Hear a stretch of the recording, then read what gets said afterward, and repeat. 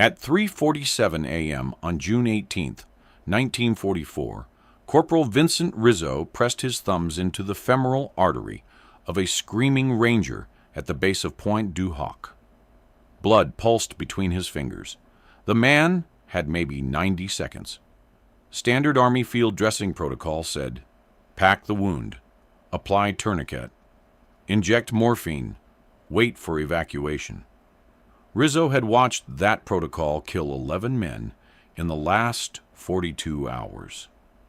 He pressed harder, found the pressure point 2 inches below the inguinal ligament, and felt the hemorrhaging slow. The ranger stopped screaming.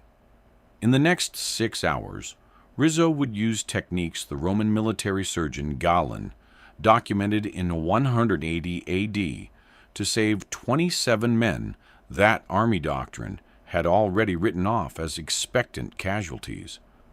The medics called it the golden hour. Get a wounded man to surgery within 60 minutes, and his survival rate jumped to 73%. Miss that window, and it dropped to 38%. On the Norman beaches in June 1944, that window didn't exist. The nearest field hospital sat 4 miles inland. Evacuation took anywhere from 90 minutes to 5 hours, depending on German artillery and how many times the stretcher bearers had to dive into shell craters. The math was simple and brutal. Arterial bleeding meant death. Abdominal wounds meant death. Sucking chest wounds meant death. The medics did what they could, which was morphine and comfort, then moved to the next man. Rizzo came from South Philadelphia, the row house blocks near 9th, and Christian, where his father ran a butcher shop. He'd spent his childhood learning to break down beef carcasses, to find the seams between muscle groups, to locate the major vessels and sever them cleanly so the meat would drain properly. His hands learned pressure and angle, where to cut and where to press. After school, he worked the counter, wrapping parcels, making change, listening to the old men argue about DiMaggio and Mussolini. His father taught him that speed mattered less than precision, that you could waste an entire side of beef by rushing the first cut. He joined the Army in January 1942, 3 weeks after Pearl Harbor. They made him a medic because he said he'd worked with blood. He didn't mention it was cow blood. The training was 16 weeks at Fort Sam Houston, learning to apply tourniquets and splint fractures and recognize shock. They taught the approved methods from the latest field manual, updated in 1941 based on lessons from the Spanish Civil War and the early fighting in Europe. Pack the wound with sulfa powder. Apply pressure dressing. Tighten tourniquet until bleeding stops. Inject morphine. Tag and evacuate. The instructors repeated it until every medic could do it blindfolded, which was good because half the time they'd be doing it in darkness or smoke or with their hands shaking so hard the syrettes would fall in the mud. Nobody taught them what to do when evacuation was impossible. Rizzo landed on Omaha Beach at 7:15 a.m. on D-Day with the 2nd Ranger Battalion. The ramp dropped, and the machine gun fire sounded like a riveting hammer working sheet metal. He made it to the seawall somehow, and spent the next 18 hours crawling between wounded men in the tidal zone. He used every syret in his kit by noon. By evening, he was reusing dressings, shaking sulfa powder into wounds that would be gangrenous in 2 days.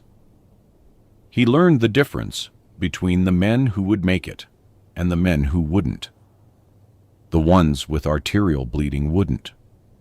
You could pack those wounds until your fingers cramped, but the blood would seep through, and then pour through, and then the man would go gray and cold, and that was that. Private First Class Bergstrom bled out from a femoral wound at 4:20 p.m. on June 6th. Rizzo had packed it twice, used a tourniquet, elevated the leg. Bergstrom, who'd worked construction in Minneapolis and could calculate board feet in his head, died anyway.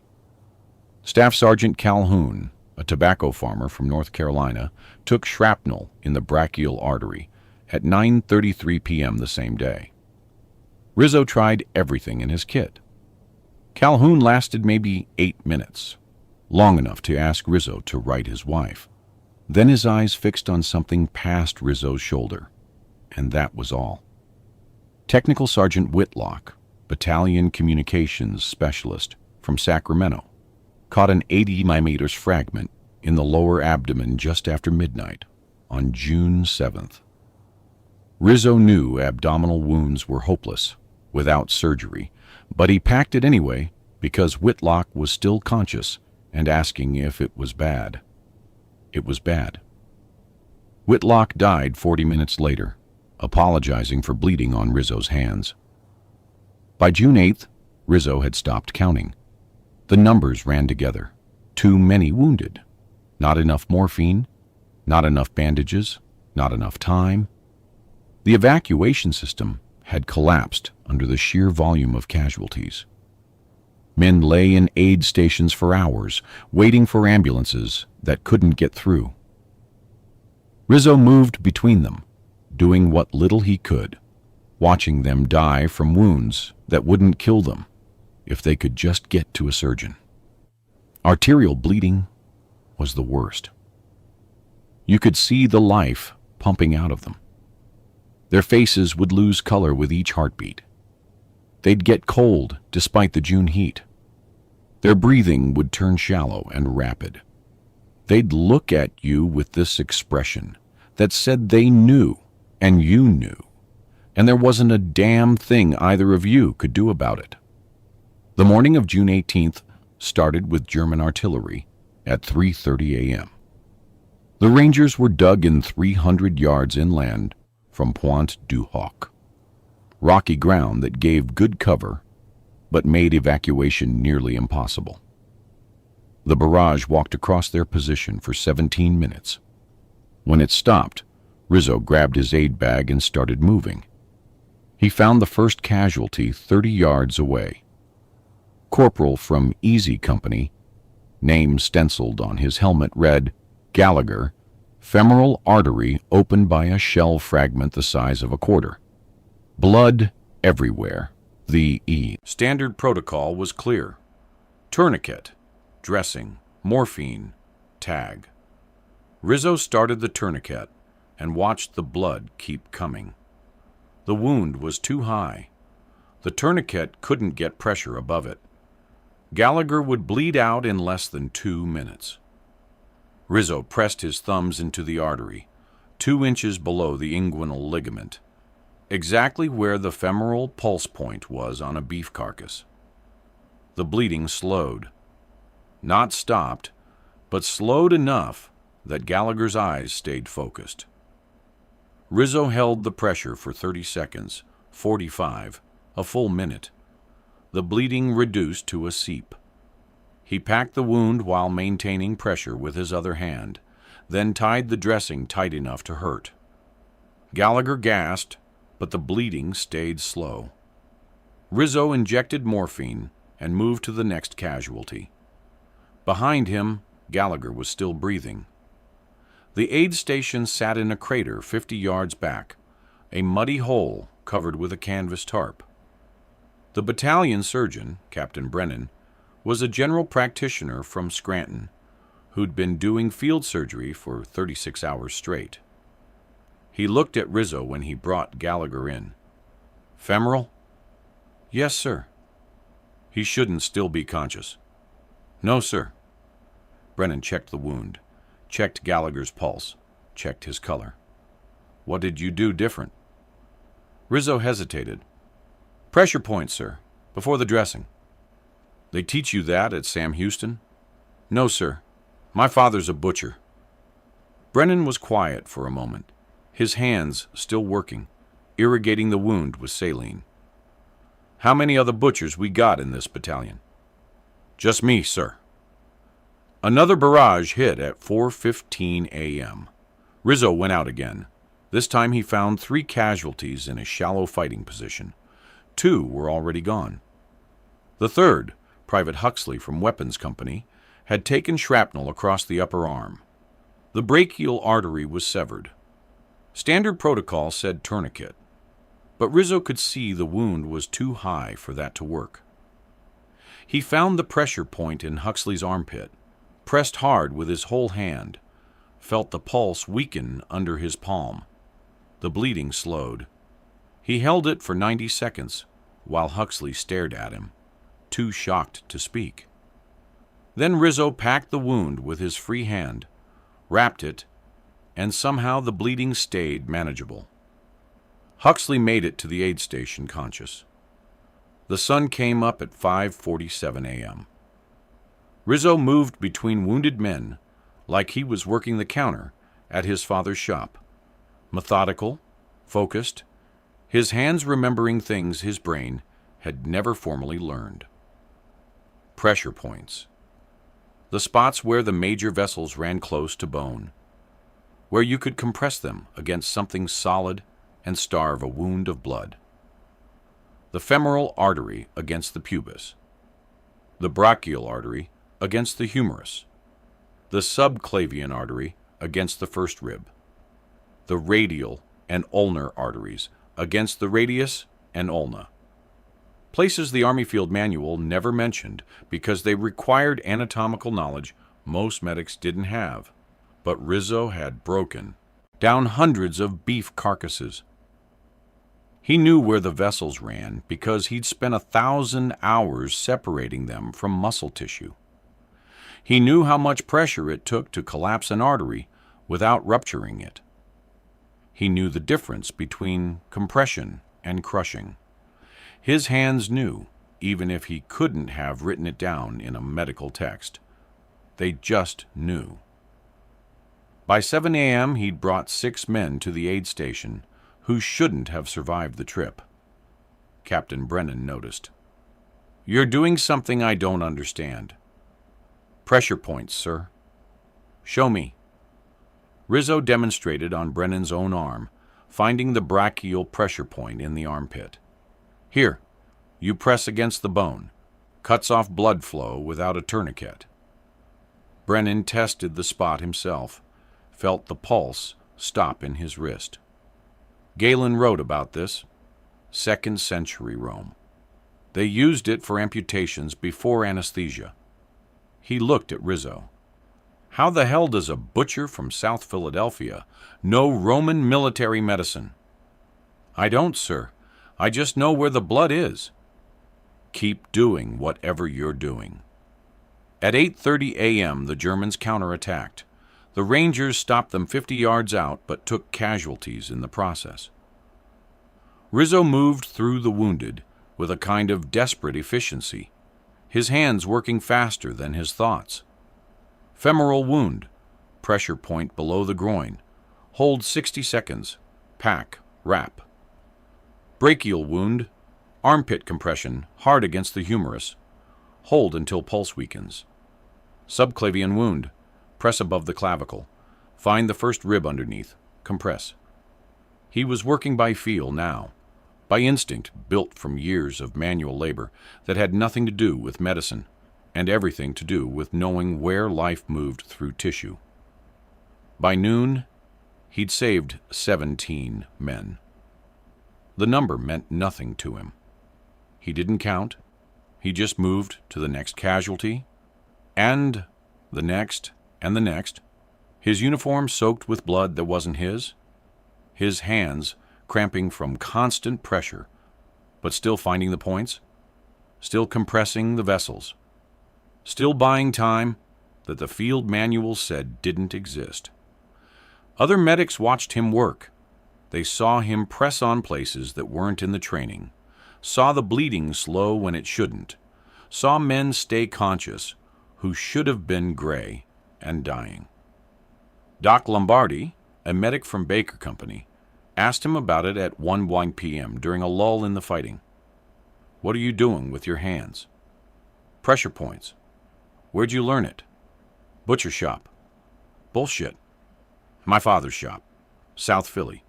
You learn where the blood is.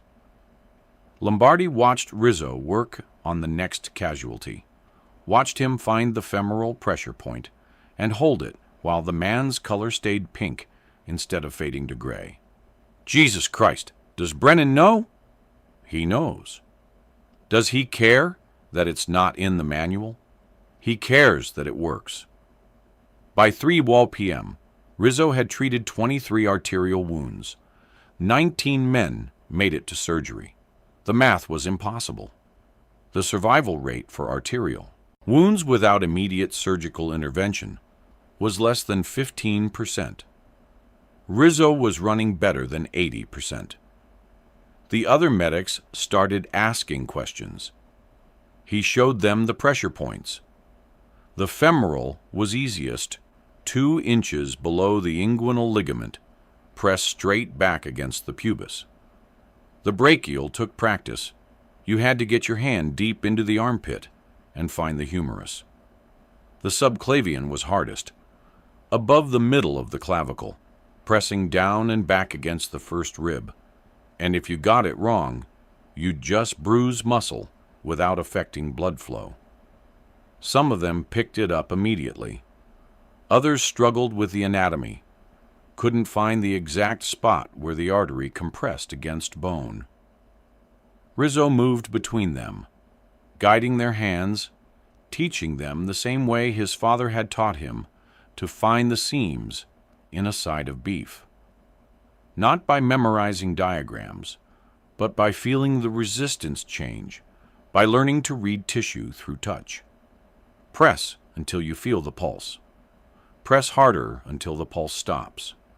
Hold it until the bleeding slows. Pack the wound while maintaining pressure.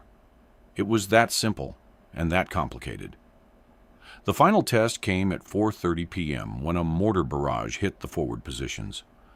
Rizzo ran toward the sound of screaming and found Lance Corporal Thatcher from Charlie Company in a crater with his left leg half severed above the knee. The femoral artery was pumping blood in jets that arced 2 feet. Thatcher was conscious but wouldn't be for long. Rizzo dove into the crater and jammed his thumb into the pressure point so hard he felt something give in his own wrist. The jetting stopped, became a flow, became a seep. Thatcher's eyes focused on him. Am I dying? Not today. Rizzo held pressure for 2 minutes, feeling his thumb go numb, feeling Thatcher's pulse steady under his hand. Then he packed the wound with every dressing in his kit and wrapped it with strips torn from Thatcher's own trouser leg. The bleeding stayed slow, manageable. Thatcher stayed conscious. 2 Rangers carried him back to the aid station, while Rizzo held the pressure point during the entire trip, walking bent over beside the stretcher, his thumb locked in position. Captain Brennan took one look at the wound and started prepping for surgery in the field.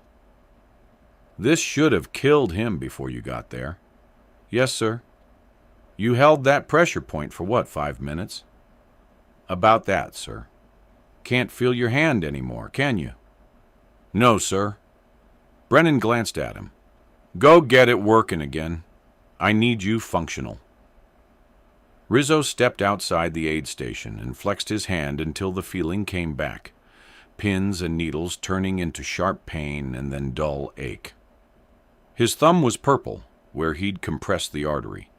His wrist was starting to swell. He'd probably torn something.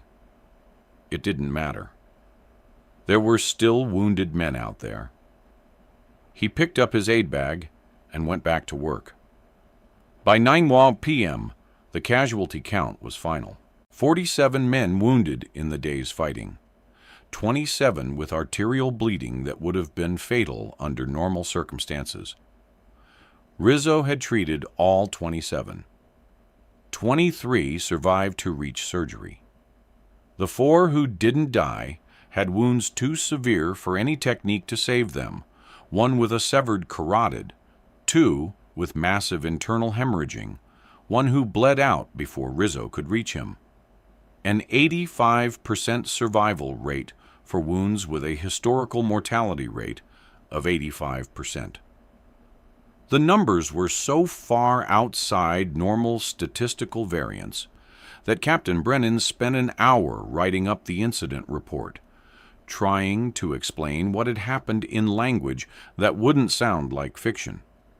He called Rizzo into the aid station at 10:30 p.m. "Sit down before you fall down." Rizzo sat. His hands were shaking now that the adrenaline was fading. His uniform was stiff with dried blood. He couldn't remember the last time he'd eaten. "I'm recommending you for a Bronze Star," Brennan said, "and I'm sending a report to Division Medical about this pressure point technique. It needs to be in the field manual." "It already is, sir. Roman Army Field Manual from the 2nd century." "The current Army Field Manual." "Yes, sir. You understand what you did today? Violated about 15 different protocols. Direct arterial compression isn't an approved first aid technique.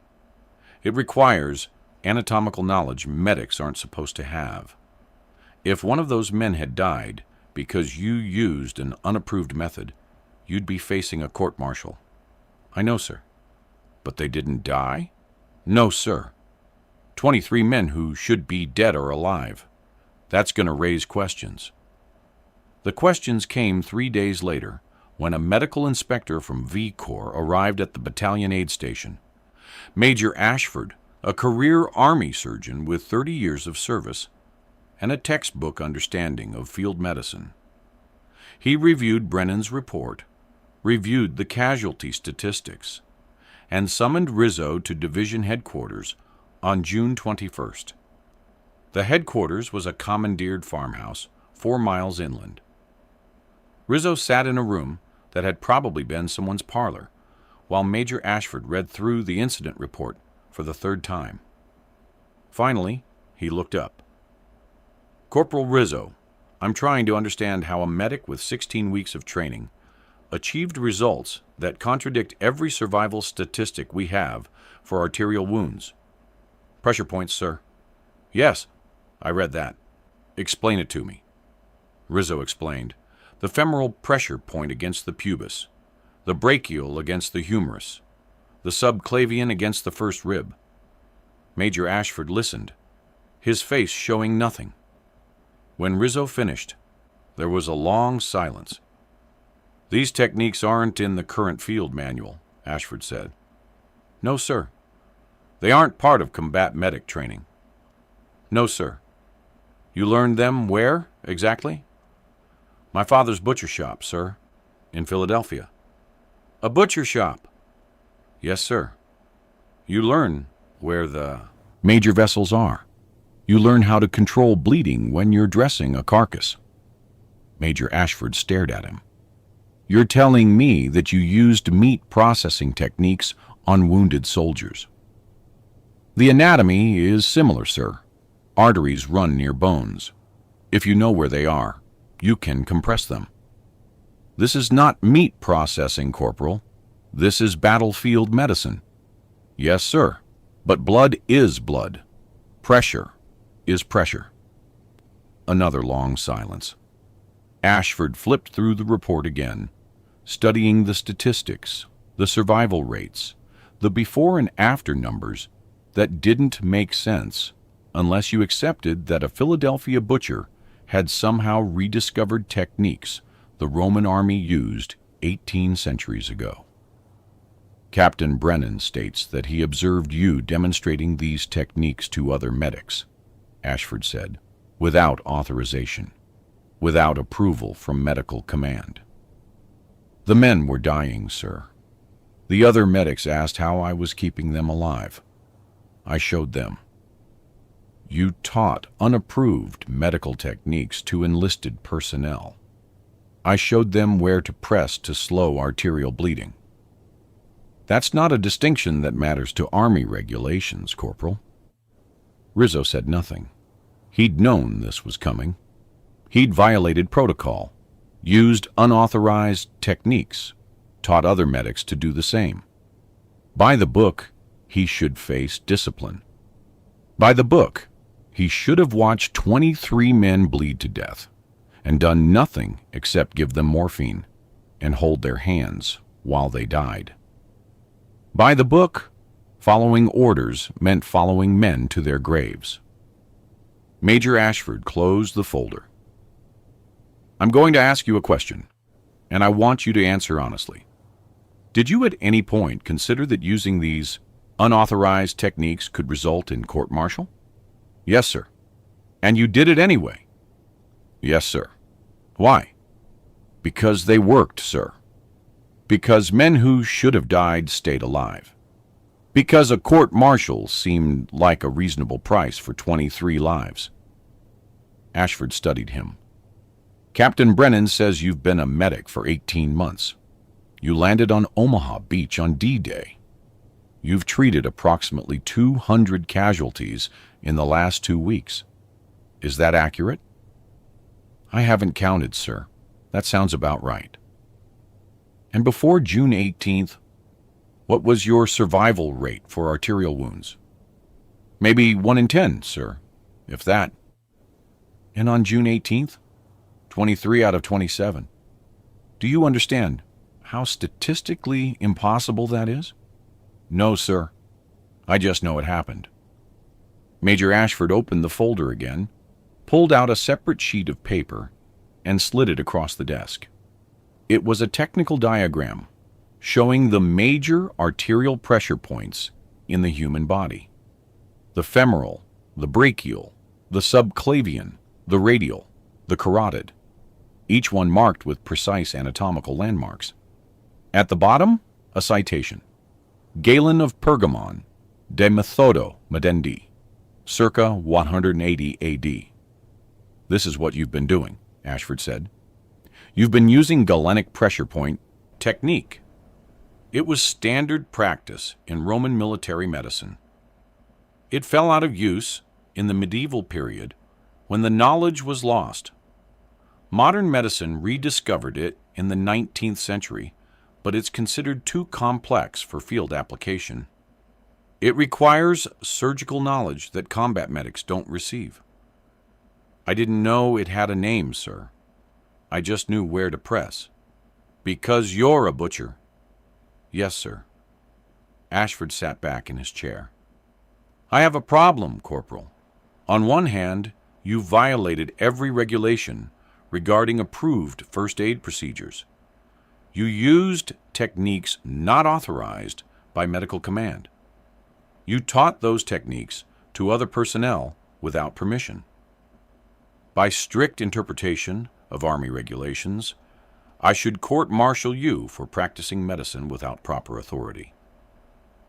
Rizzo felt something cold settle in his stomach. Yes, sir. On the other hand, you saved 23 lives using a technique that, while unapproved by current military standards, has a 2,000-year historical precedent and clear empirical effectiveness. If I court-martial you, I have to explain to the families of 23 soldiers why I punished the medic who kept their sons alive. Silence.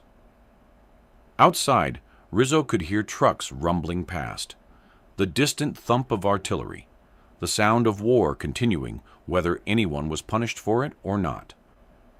I'm not going to court-martial you, Ashford said finally, but I am going to transfer you. Effective immediately, you're assigned to 2nd Medical Battalion Training Section. You're going to teach every combat medic in this division how to use galenic pressure point technique. You're going to demonstrate it, explain it, drill them on it until they can find these points in their sleep.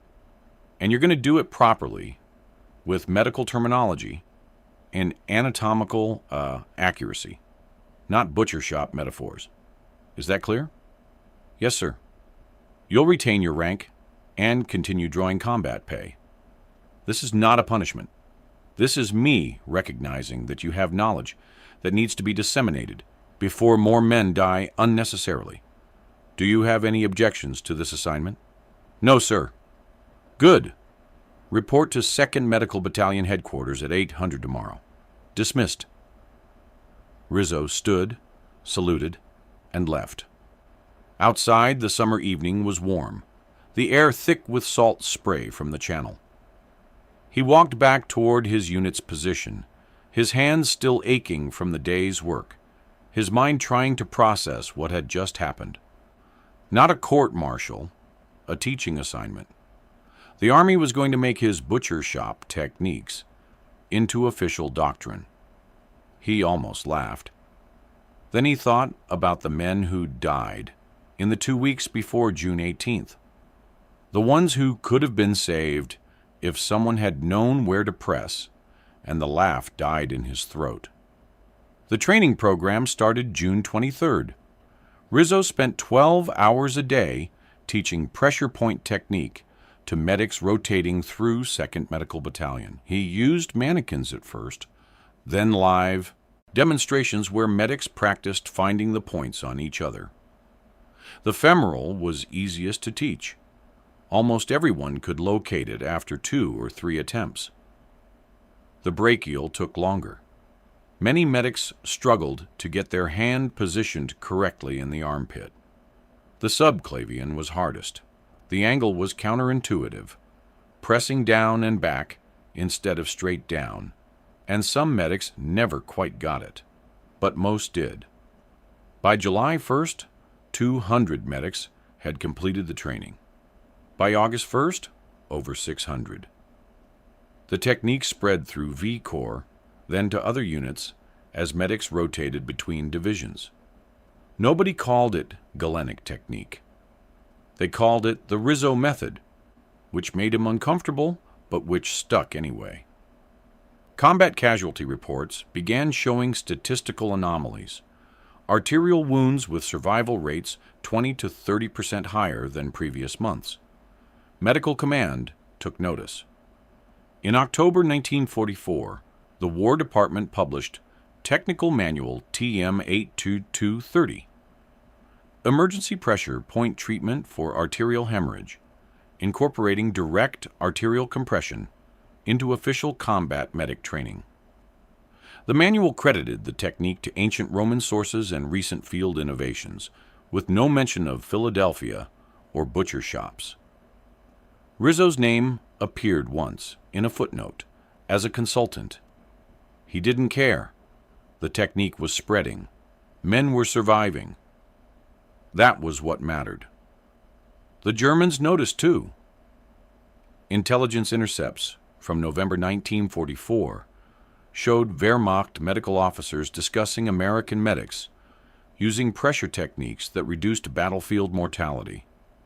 German field hospitals reported increased survival rates among captured American wounded, which puzzled their surgeons until they observed American medics at work.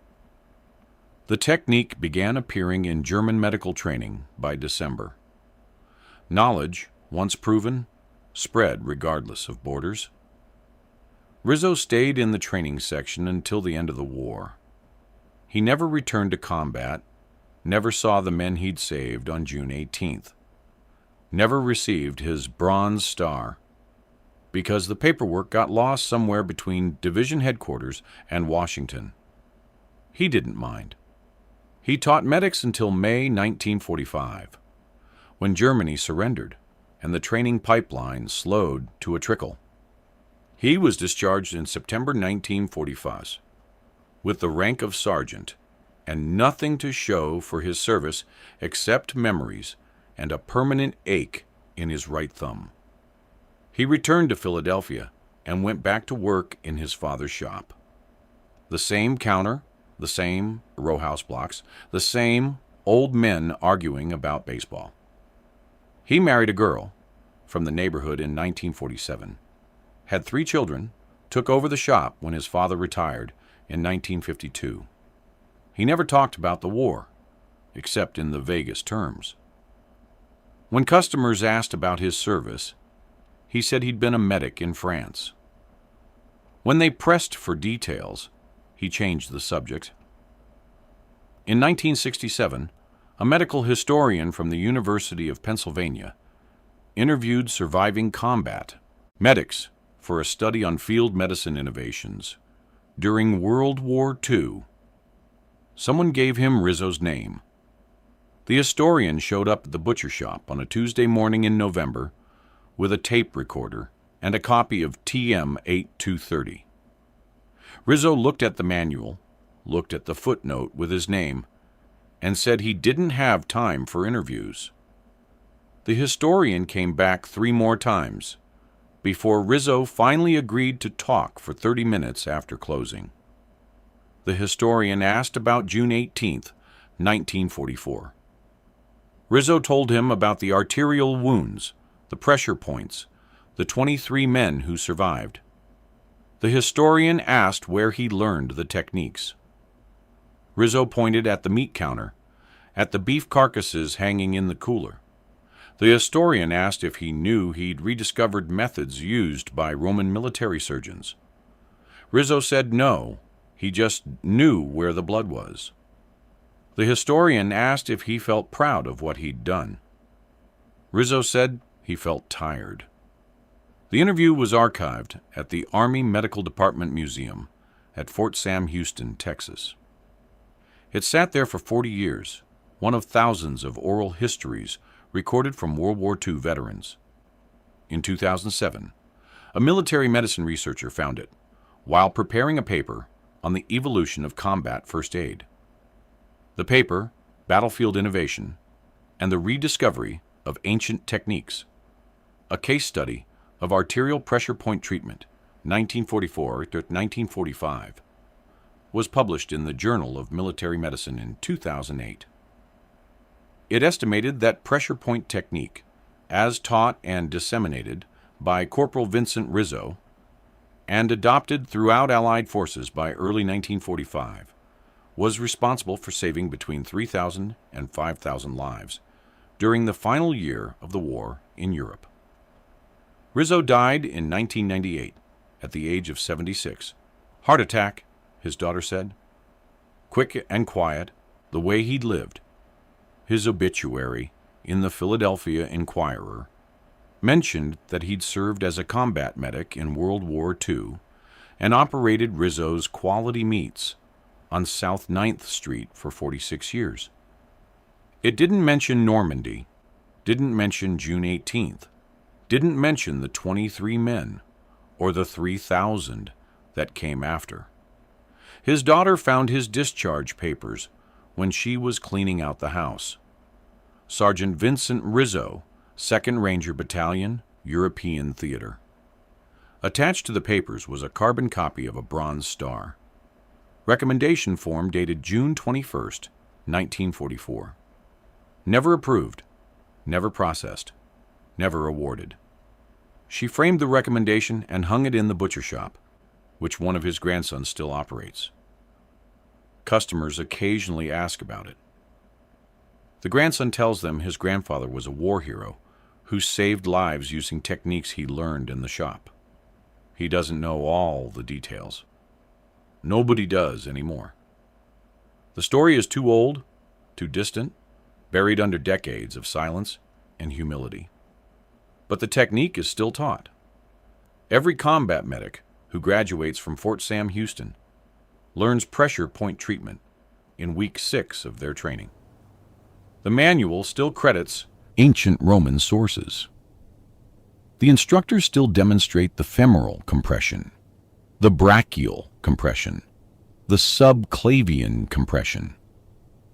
They teach it as established medical knowledge, as if it had always been there, as if it wasn't recovered from the ancient world by a butcher from South Philadelphia, who understood that blood is blood and pressure is pressure, and sometimes knowing where to put your thumbs is the difference between 23 men living or dying on a morning in June. That's how innovations actually happen in war, not through committees studying doctrine, not through generals issuing orders from headquarters, through sergeants and corporals who know things they weren't supposed to learn, who recognize solutions the manual doesn't contain, who make decisions in moments when there's no time to ask permission and no second chance to get it right, through men who understand that regulations matter less than results, that court-martial is a reasonable price for saving lives, that sometimes the knowledge you need is 2,000 years old and hiding in plain sight in your father's butcher shop, waiting for someone to remember what the ancient world already knew. Vincent Rizzo pressed his thumbs into the right places, and 23 men survived a morning that should have killed them. The Army made it official doctrine. The technique spread across armies and decades, and somewhere in those numbers, 3,000 saved. 5,000. Some calculation we'll never pin down exactly.